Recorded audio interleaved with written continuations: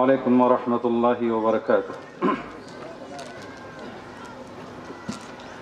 إن الحمد لله نحمده ونستعينه ونستغفره ونؤمن به ونتوكل عليه ونعوذ بالله من شرور أنفسنا ومن سيئات أعمالنا.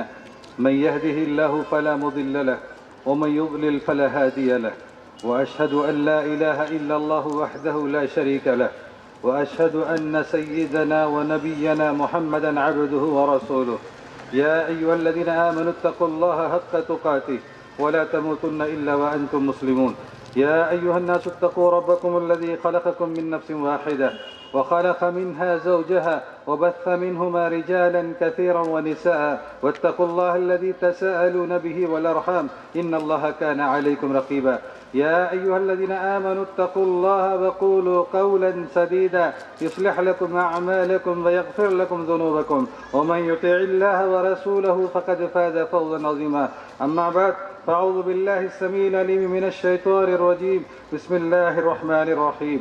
والمؤمنون والمؤمنات بعضهم أولياء بعض يأمرون بالمعروف وينهون عن المنكر ويقيمون الصلاة ويؤتون الزكاة ويطيعون الله ورسوله أولئك سيرحمهم الله إن الله عزيز حكيم.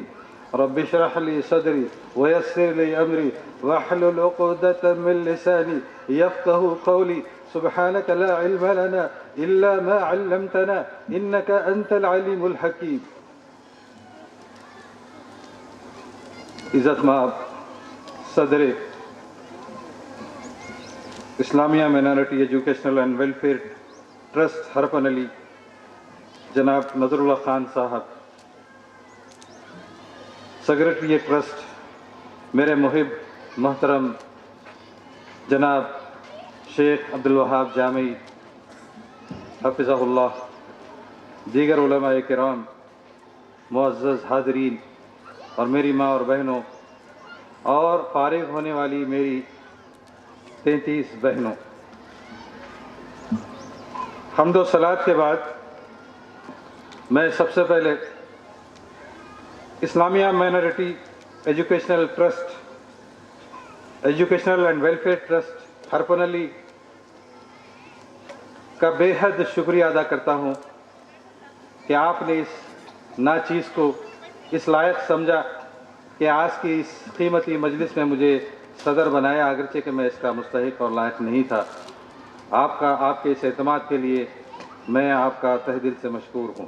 بالخصوص میرے محب محترم جو جنوب ہند کا تارہ اور ستارہ ہے، ہماری جماعت کا ایک اعزاز ہے اور ان کا وجود ہماری جماعت کے لیے ایک شرف ہے، شیخ عبدالوہاب جامعی حفظہ اللہ، جن کو میں پچھلے 20-25 سال سے بہت قریب سے دیکھ رہا ہوں، خاموشی کے ساتھ اپنی جماعت اور جماعت کے اداروں کے لیے بے تحاشا محنت اور جد و جہد کرتے ہیں، اور اپنے اس شہر کے اندر جنہوں نے یہ ایک عظیم الشان ادارہ، جس کے تحت ایک عظیم الشان سوسائٹی، جس کے تحت 4 بڑے ادارے جن میں کئی 100 بچے اور بچیاں تعلیم پا رہے ہیں، کہ کس قدر جگر گردے کا کام ہے، کس قدر گالی گلوچ لوگوں کی سننی پڑتی ہے، کس قدر مشقت اور محنت کرنی پڑتی ہے، کہ اس دور میں لوگوں کی باتیں سن کر گھر سے نکل کر کام کرنا، اداروں کو چلانا، یہ بہت بڑے میدان جنگ میں جہاد سے بھی زیادہ سخت معاملہ ہے.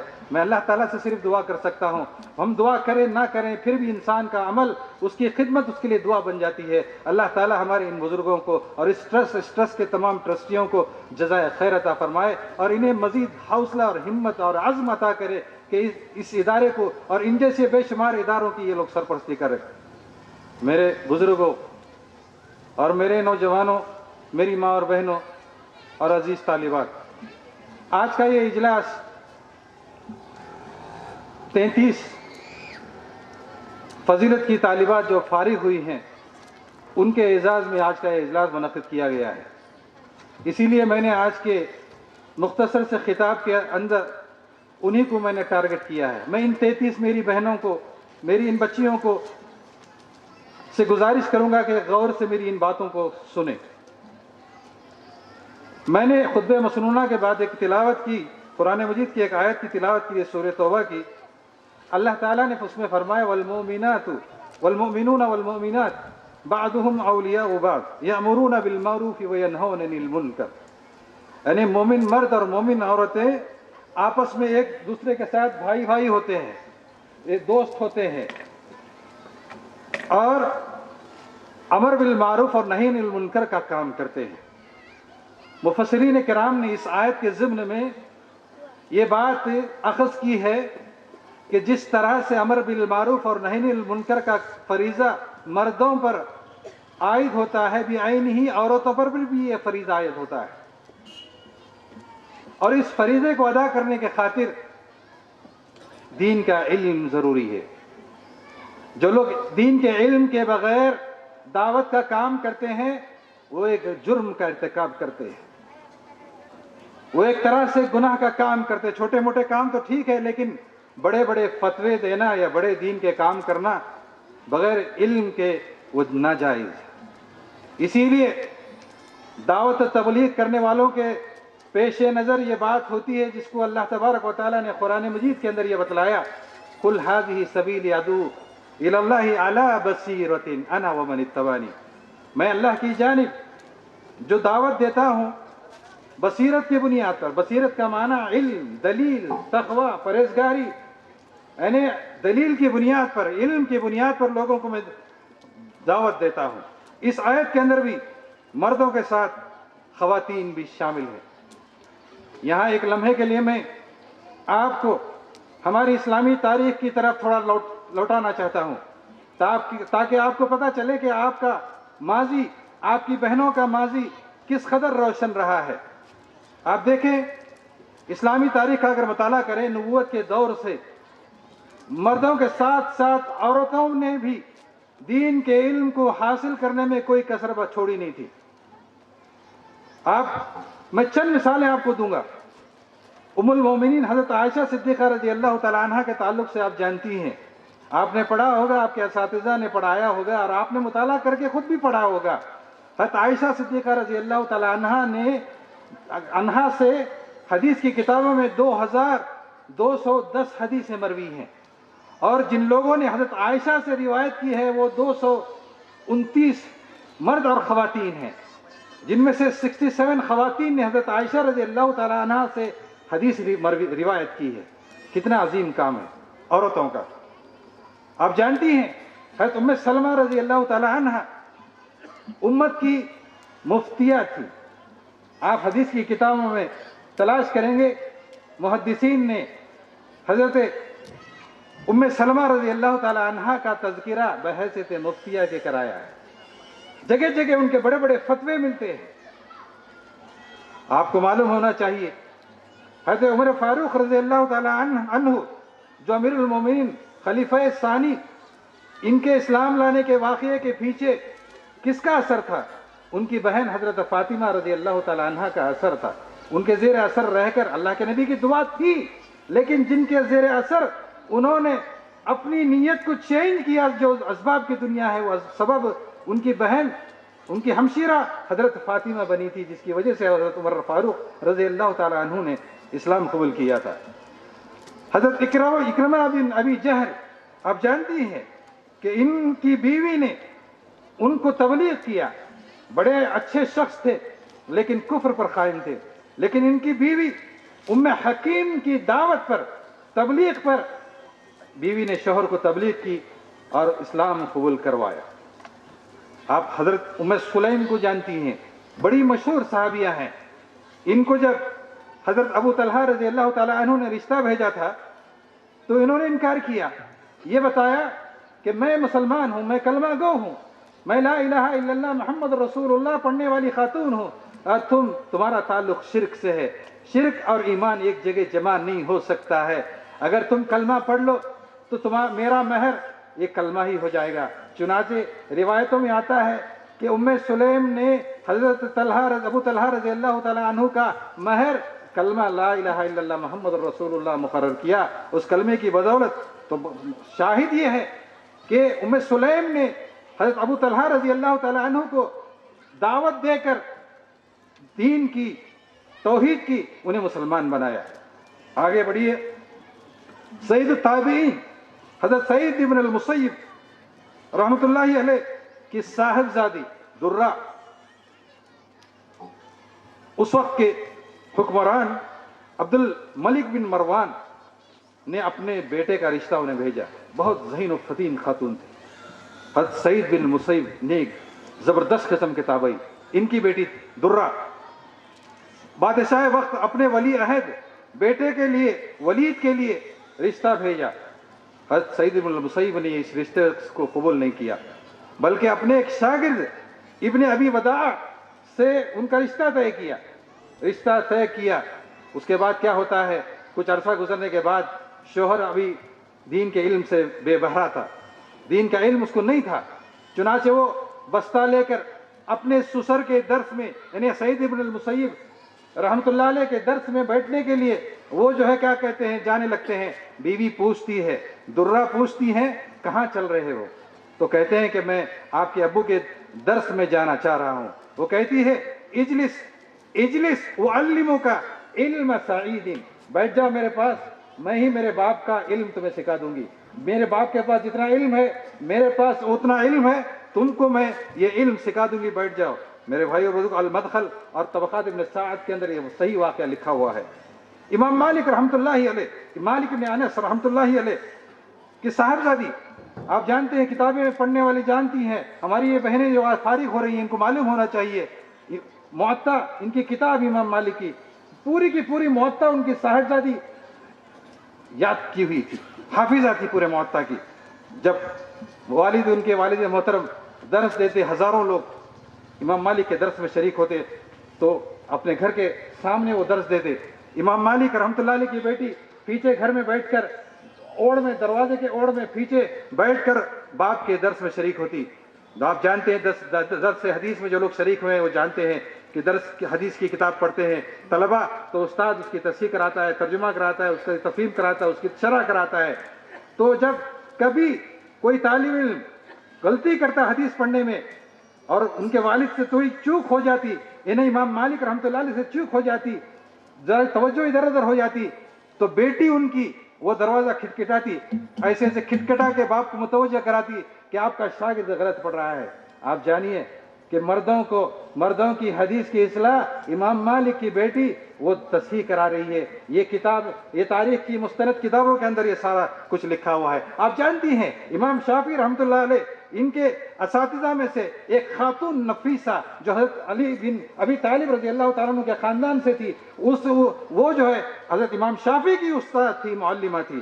اسی طرح سے میرے بھائی اور بزرگوں اور میری وہ بہنوں جو آج فارغ ہو رہی ہیں, آپ کو معلوم ہونا چاہیے, آپ کے اندر حوصلہ ہونا چاہیے کہ امام زہبی, امام علامہ ابن حزم, علامہ حافظ ابن حجر اسقلانی, علامہ جلال الدین سیوطی, علامہ حافظ ابن عساکر رحمہم اللہ اجمعین, ان کے اساتذہ کی اگر آپ فہرست پڑھیں گے, کئی ایسی خواتین ملتی ہیں جو اتنے بڑے بڑے اجلے محدثین اور جو ہے حدیث کے علماء, ان کے اساتذہ کے ناموں کے اندر آپ اگر تقریب و تہذیب بھی پڑھ لیں دوسری جلد کے اندر, آپ کو پتہ چلے گا کہ بڑی بڑی خواتین ان کی معلمات تھیں, ان بڑے بڑے علماء کی, جن کا علم ایسا سمندر ہے, جن کی کتابیں اپنے خط سے بھی زیادہ اونچی ہیں, لیکن ایسے علماء کی اساتذہ میں معلمات کا بھی ذکر آتا ہے. میرے بھائیوں اور میری بہنوں, آپ کو معلوم ہونا چاہیے کہ مکہ مکرمہ کے اندر, مسجد نبوی کے اندر ایک سلسلہ شروع سے لے کر جو ہے کیا کہتے چلا آیا تھا, جہاں پہ مردوں کے دروس ہوتے تھے وہاں خواتین کے بھی دروس ہوتے ہیں. اگر اسلامی تاریخ کا اگر مطالعہ کریں گے تو آپ کو پتہ چلے گا. اسی طرح سے دمشق ایک ایسا, شام کے اندر ایک ایسا مقام ہے جہاں دمشق کی جو اموی مسجد ہے پوری دنیا کے اندر مشہور ہے کہ جہاں سے علم بہت زیادہ پھیلا. وہاں بھی ابن بطوطہ اپنے سفر نامہ میں لکھتے ہیں کہ میں سفر کرتے کرتے جب اموی دمشق کی اس مسجد میں پہنچا تو میں نے دیکھا کہ وہاں دو بڑی خواتین, ایک جو ہے زینب بنت احمد بن ابراہیم اور دوسری عائشہ بنت محمد بن مسلم الحرانیہ کو دیکھا کہ یہ حدیث کی بڑی بڑی کتابیں خواتین کو پڑھا رہی ہیں. تو میرے بھائی اور بزرگوں, خواتین کا یہ خواتین کی ایک بہترین تاریخ ہے علم کی, علم دین کی. اور آپ کو میں یہ بھی بتاؤں کہ یہ خوشخبری یہ امام جرح و تعدیل علامہ شمس الدین ذہبی رحمۃ اللہ علیہ نے اپنی مشہور کتاب میزان الاعتدال کے اندر یہ کوڈ نقل کیا ہے. وہ لکھتے ہیں وما علمت فی النساء. یہ غور سے سنیے، بلکہ نوٹ کر کے رکھ لیجئے اپنے کتاب کے اندر یہ جملے کو. یہ علامہ ذہبی کا اس جملہ نوٹ کر کے خواتین کے حق میں انہوں نے لکھا ہے. وہ لکھتے ہیں وما علمت فی النساء من اتهمت ولا من ترکوها. یعنی میں نے مردوں کے اندر جرح و تعدیل کی جتنی کتابیں ہیں، کئی مردوں کو چھانٹ کے الگ کر دیا کہ یہ جھوٹ بولتے ہیں، یہ بھول جاتے ہیں، ان کی حدیث ہم لے نہیں سکتے. لیکن خواتین کے سلسلے میں جو حدیث جن سے مروی ہیں، کوئی خاتون ایسی نہیں پائی گئی ہے جس نے جھوٹ بولا ہو، یا جس نے جو ہے کوئی گڑبڑ کی ہو، یا جس سے کوئی تسامح ہوا ہو. وہ کہتے ہیں امام صاحبی رحمۃ اللہ علیہ وما علمت فی النساء من اتهمت ولا من ترکوها. یہ نوٹ کرنے والے کہ کوئی بھی عورت پر تہمت نہیں لگی کہ وہ جھوٹ بولتی ہے، اور یہ بھی نہیں ہوا کہ کوئی محدث کسی عورت کو اس لیے چھوڑ دیا کہ وہ جھوٹ بولتی تھی. یہ آپ اپنے پلوں میں اس جملے کو باندھ کے رکھیے اور اس پہ عمل کر کے دکھلائیے. میری بہنوں، باتیں بہت لمبی ہیں، لیکن افسوس کا مقام یہ ہے، یہ ہماری ایک بہترین سنہری تاریخ، یہ سنہری تاریخ جو ہے چلتی رہی، لیکن 8ویں ہجری میں جا کر جب حکمرانوں کا دور آیا اور دین پر علماء کے بجائے حکمرانوں نے قبضہ کر لیا، اور حکمرانوں نے اپنے تابع علماء کو کر لیا، اور وہی فتوے دلاتے تھے جو حکمران چاہتے تھے. اس کے بعد یہ سلسلہ بند ہو گیا، خواتین کا علم کا سلسلہ بند ہو گیا، اور بالکل بند ہو گیا. اس کے بعد جو ہے کیا کہتے ہیں 20ویں صدی میں جا کر پھر یہ سلسلہ جو ہے شروع ہوا. بیچ میں بالکل سلسلہ خواتین کا بند ہو گیا تھا. 20ویں صدی عیسوی کے اندر پھر خواتین کا یہ سلسلہ، دینی تعلیم کا سلسلہ شروع ہوا. اور آپ جو ہے دیکھیں گے کہ سعودی عرب کے اندر بچیوں کی نہ صرف دینی درسگاہیں ہیں، بلکہ اقامتی بڑی جامعات ہیں جہاں پہ سینکڑوں ہزاروں بچیاں جو ہے دین کا علم حاصل کر رہی ہیں. میں ایک کوٹ آپ کو بتانا چاہتا ہوں کہ آپ برطانیہ کے اندر ایک ندوی ساتھی ہیں، ڈاکٹر اکرم ندوی، جو ہمارے دوست بھی ہیں، میرے ملاقاتی ہیں، مجھ سے 4-5 سال بڑے ہیں. وہ ریسرچ کے لیے برطانیہ آئے، آکسفورڈ یونیورسٹی کے اسلامک سینٹر کے اندر ریسرچ کے لیے آئے. انہوں نے ایک مرتبہ دیکھا کہ ایک اخبار کے اندر ایک خبر چھپی ہے جو چیلنجنگ ہے. کسی نے چیلنج کیا ہے کہ مسلمانوں نے عورتوں کو اپنے گھر کے اندر بند کر کے رکھا ہے اور ان کو یہ لوگ پڑھاتے نہیں ہیں. میرا چیلنج ہے، وہ لکھنے والا لکھتا ہے، میرا چیلنج ہے کہ 5 ایسی عورتوں کو مسلمان دکھا دیں کہ جنہوں نے دین کا علم، ان کے مذہب کا علم یا حاصل کیا ہے، تو ثابت کر کے دکھا دیں. یہ مضمون جب انہوں نے پڑھا تو حیران ہو گئے. بولا کہ بھئی کیا کہتے ہیں 5 عورتیں تو اگر ہم حدیث کی کتابیں تلاش کریں گے 5 عورتیں تو مل سکتی ہیں، کیوں نہیں مل سکتی ہیں؟ تو انہوں نے ریسرچ شروع کیا. وقت طویل نہیں ہے میرے پاس، مختصر یہ ہے، میں گرمی میں زیادہ آپ کو اور پریشان نہیں کرنا چاہتا. مختصر یہ ہے کہ انہوں نے ریسرچ کرنا شروع کیا. 10 سال کے اندر انہوں نے ریسرچ کرنا شروع کیا تو ایسے دروازے کھلتے گئے خواتین کے سلسلے میں کہ انہوں نے اب تک 8000 محدثات کو اس کتاب کے اندر جمع کیا، اور 40 جلدوں میں کتاب اب جم گئی ہے. 40 جلدوں میں کتاب بن گئی ہے جس کے اندر 8000 محدثات، اور اس کتاب کا نام ہی رکھا المحدثات، The Women Scholars in Islam المحدثات، The Women Scholars in Islam المحدثات. اور اس پہ ابھی کام جاری ہے. وہ کہہ رہے ہیں کہ 10,000 تک بھی یہ کام جو ہے پہنچ سکتا ہے، یا ممکن ہے اس سے بھی آگے یہ بات بڑھ سکتی ہے.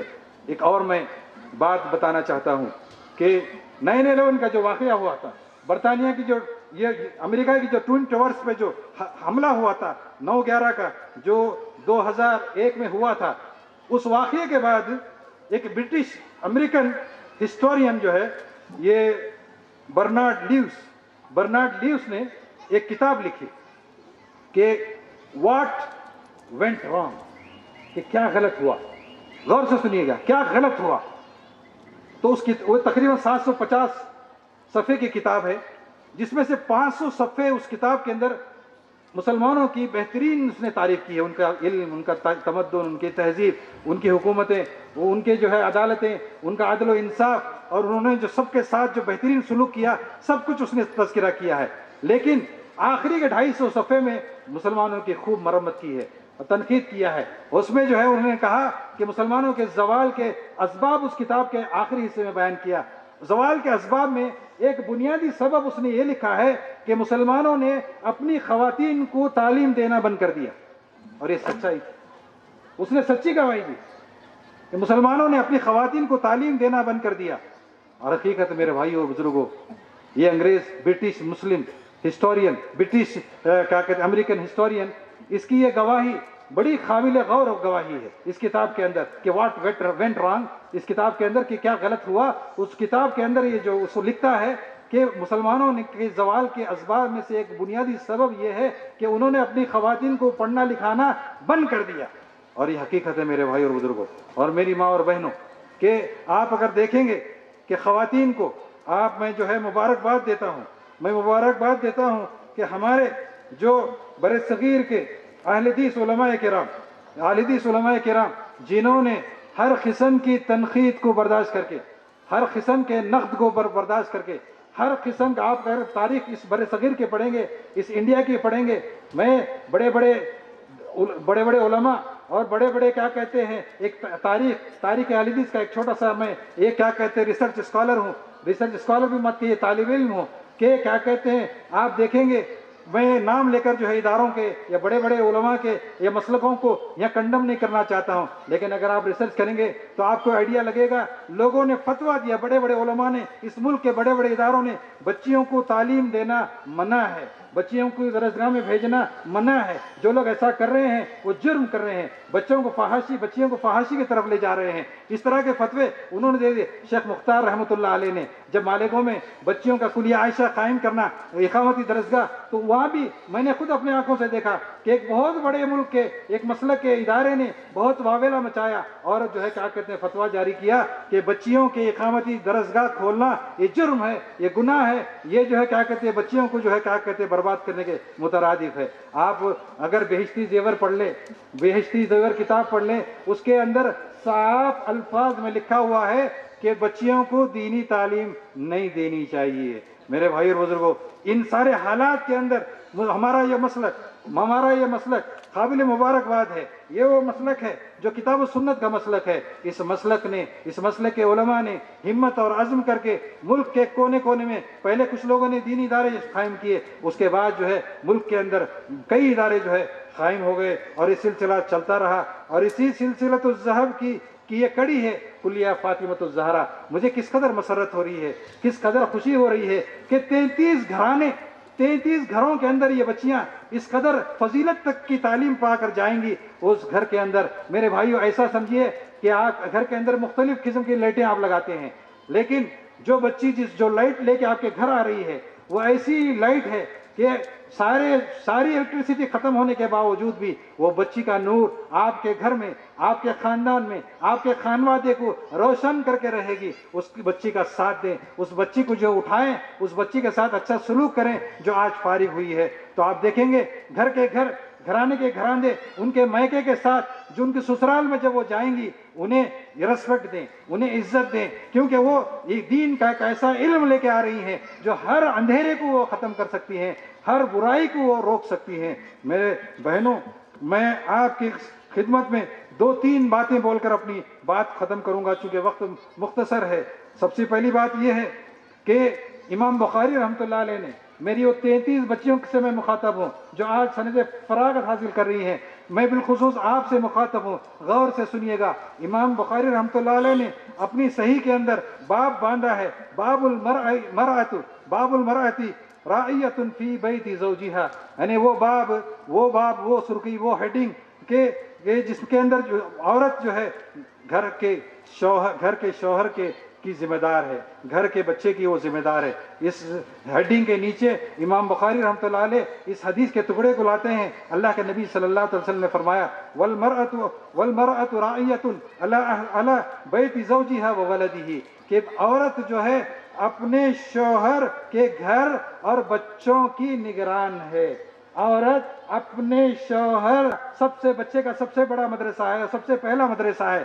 اور یہ بھی آپ سنتی ہیں بار بار کہ ایک مرد کی اصلاح ایک فرد کی اصلاح ہے، لیکن ایک عورت کی اصلاح پورے خاندان کی اصلاح ہے. یہی اس حدیث کے اندر خلاصہ بتلایا گیا ہے کہ اگر آپ اپنے دار کار کو باہر تقریریں کرنا، اسٹیجوں میں تقریر کرنا، ٹیلی ویژنوں میں تقریر کرنا، کچھ لوگ آج یہ سلسلہ شروع کیے ہیں، یہ مذموم ہے، یہ درست نہیں ہے۔ بہتر یہ ہے کہ ہماری یہ بچیاں اپنے گھر کو ٹارگٹ بنائیں، اپنے خاندان کو ٹارگٹ بنائیں، اپنے شوہر اور اپنے بچوں کو ٹارگٹ بنائیں، اور اپنے خاندان اور قبیلے کو۔ اب 33 گھرانے، اپنے میکے اور سسرال کے 33 گھرانے، 33 کو ڈبل کر دیے، 66 گھرانے، ایک ایک جو ہے کیا کہتے ہیں بچی، دو خاندانوں کے، پتہ ہے کہ خاندان میں 100 200 کتنی بچیاں عورتیں ہوں گی۔ ان گھروں کو اگر آپ اصلاح کرنے کا بیڑا اٹھا لیں تو پورا معاشرہ درست ہو جائے گا، پورے معاشرے کے اندر جو ہے نور پھیل جائے گا۔ آپ کو یہی کرنا ہے۔ جب آپ جائیں گی، آپ کے ساتھ اللہ کے نبی صلی اللہ علیہ وسلم کی سیرت کو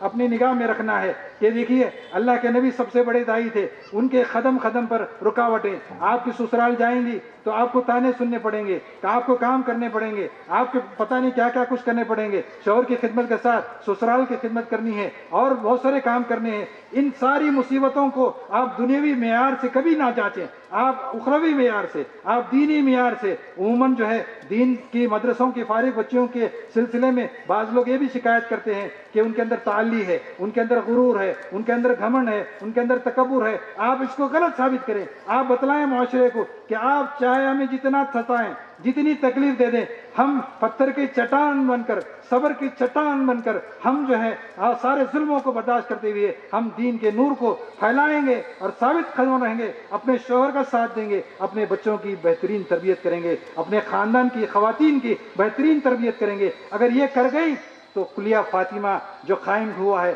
آپ جانتے ہیں، آپ جانتی ہیں میری بچیوں، 1 کروڑ سے زیادہ کی رقم جمع کرنا، کیسی کیسی بے عزتیاں، کیسے کیسے لوگوں کے پاس ہاتھ پھیلانا، کیسے کیسے لوگ، کتنے لوگ دھتکا دیتے ہیں، کتنے لوگ گھروں سے باہر بھگا دیتے ہیں، کس قدر بے عزتی سہ کر لوگوں کو، ہمارے ان علماء کو، ان کمیٹی کے ممبروں کو جو ہے چندہ جمع کرنا ہے۔ وہ لوگ خوش نصیب ہیں جو بغیر مانگے کہ ایسے اداروں کو چھپ کے آ کے دے دیتے ہیں۔ اللہ تعالیٰ ایسے خوش نصیب بندوں کو دنیا اور آخرت میں بہترین اجر عطا کرے گا۔ اور میری دعا ہے کہ ایسے اداروں کو آپ مانگنے سے پہلے عنایت کریں، ان کے قرضوں کو مکمل کریں، تو آپ دیکھیں اللہ تعالیٰ آپ کی تجارتوں میں برکت دے دیں گے، آپ کی روزیوں میں برکت دے دیں، آپ کو صحت و تندرستی عطا کریں گے، آپ کے خاندانوں کے اندر برکت نازل کریں گے۔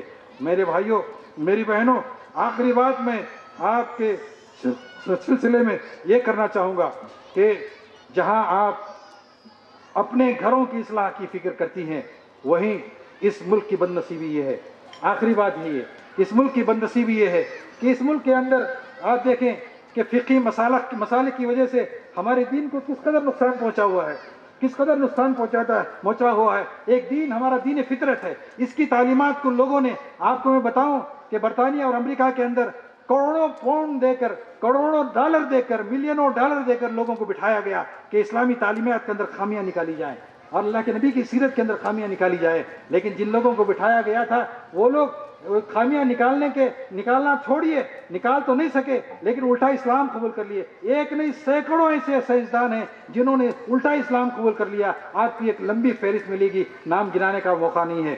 میں آپ سے کہوں گا کہ آپ خوش نصیب ہیں کہ ایک سلفی ادارے کے اندر آپ نے تعلیم پائی ہے۔ اس ملک کے اندر آپ دیکھیں گے کہ کچھ ماہ پہلے وومن پروٹیکشن بل لایا گیا پارلیمنٹ کے اندر کہ عورتوں کی تحفظ کے لیے۔ میرے بھائی اور بزرگوں، یونائٹڈ نیشن آج سے 70 سال پہلے بنا، جہاں پہ وومن کے لیے بلز پاس کیے گئے۔ ہمارا اسلام 1450 سال پہلے عورتوں کے سارے حقوق جو ہے ان کا بڑا بہترین چارٹر دنیا پیش نہیں کر سکتا ہے، دنیا پیش نہیں کر سکتا ہے جس قدر بہترین نظام اسلام نے عورت کو دیا ہے۔ یہ لوگ کیا بل پاس کر کے، لیکن بدقسمتی یہ ہے ہمارے کچھ لوگ جو اسلام کو پروٹیکشن کرنے کے بجائے اپنے فقہی مذہبوں کو پروٹیکٹ کرنے کے لیے انہوں نے 3 طلاق کے مسئلے کو جو ہے کیا کے ذریعے سے لوگوں کو موقع دیا، اور جنہوں نے جو ہے کیا کہتے ہیں بہت سارا جو ہے اسلام کو بدنامی کا جو ہے یہ باعث بنا۔ اور میں جانتے ہیں اس بل کے تحت طلاق ثلاثہ ان کا جو ہے بظاہر یہ مسئلہ ہے، لیکن اس کے ساتھ ساتھ ازدواج، گواہی کا، عورت کی گواہی کا مسئلہ، حلالہ کا مسئلہ، میراث کا مسئلہ، بار بار خواتین آپ دیکھیں ٹیلی ویژن اگر دیکھتی ہیں بار بار کہتے ہیں کہ عورت کو آدھا حصہ کیوں ہے۔ آپ کو میں ایک اور بات بتاؤں، تحدیث نعمت کے طور پر شیخ عبدالوہاب جامی حفظہ اللہ جانتے ہیں میری اہلیہ کو، شیخ مختار رحمۃ اللہ علیہ نے اس کی ایسی تعلیم اپنے کلیہ عائشہ سے فارغہ ہے، اس نے پڑھنے کے ساتھ میں جہاں پہ خدمت کا مجھے موقع ملا اس کو بھی تدریس کا موقع ملا. حدیث کی کتابوں کے ساتھ وہ علم میراث پڑھاتی تھی. علم میراث کی وہ جو ہے بہترین ماہرہ ہے. پھر برطانیہ جا کر اس نے اپنی تعلیم کو میراث کے اندر ہی آگے بڑھایا, ایم فل تک آگے بڑھی, اور اس نے میراث کے اندر برٹش لا آف انہیریٹنس اور اسلامک لا آف انہیریٹنس کا کمپیریزن کیا, دونوں کا موازنہ کیا. اس پہ اس نے تھیسس لکھے اور اس نے یہ ثابت کیا کہ عورت کو صرف 4 حالتیں ایسی ہیں جہاں آدھا حصہ ملتا ہے. 4 حالتیں ایسی ہیں جہاں صرف آدھا حصہ ملتا ہے. 9 حالتیں ایسی ہیں جہاں پہ مرد سے زیادہ عورت حصہ پاتی ہے. 9 حالتیں ایسی ہیں جہاں عورت مرد سے زیادہ حصہ پاتی ہے میراث کے اندر. اور پھر اور آگے بڑھیے, 30 حالتیں ایسی ہیں جہاں عورت کو مرد کے برابر حصہ ملتا ہے یا زیادہ حصہ ملتا ہے. آپ یہ 3 جملے سننے کے بعد فیصلہ کر سکتے ہیں کہ میراث کے معاملے میں عورت کو اسلام نے مالا مال کر دیا, مالا مال کر دیا ہے. اور لوگ کہتے ہیں کہ مرد کو آدھا حصہ, عورت کو آدھا حصہ, مرد کو پورا حصہ. اور پھر کمال یہ ہے کہ دین اسلام نے نفقے کی ذمہ داری مرد پہ رکھی ہے, عورت کو خرچ کرنے کی ذمہ داری نہیں دی گئی ہے. وہ آزاد ہے, اپنے مال جہاں چاہے خرچ کر سکتی ہے, ایسے مدرسوں میں خرچ کر سکتی ہے. آپ فارغ ہوئی, اللہ تعالیٰ نے اس کو جو مال دیا تو اپنے مال سے وہ جو ہے 10 بچیوں کی فیس ادا کر دے, وہ جو ہے کیا کہتے ہیں اور دینی کام کر سکتی ہے, بیواؤں کی مدد کر سکتی ہے, بہت کچھ کر سکتی ہے. وہ فری ہینڈ ہے, اس پر کسی کا خرچ جو ہے لازم نہیں ہے, اس پہ کوئی ذمہ داری عائد نہیں کی گئی ہے. اس کے باوجود عورت کو اتنے حصے ملتے ہیں.